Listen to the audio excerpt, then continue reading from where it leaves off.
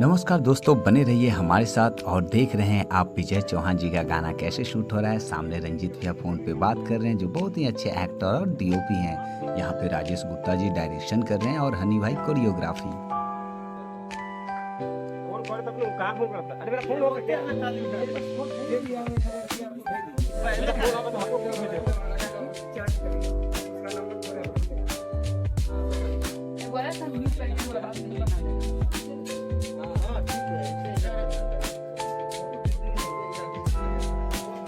तो बने रहिए हमारे साथ और देखिए कुछ खास।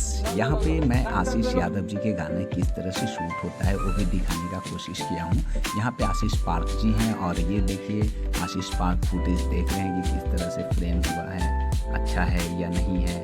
और सामने देखिए कैसे सेटअप लगा हुआ है। और ये सेटअप आशीष यादव जी का एक बहुत ही प्यारा सा गाना है जो बहुत ही जल्द आपको देखने को मिलेगा।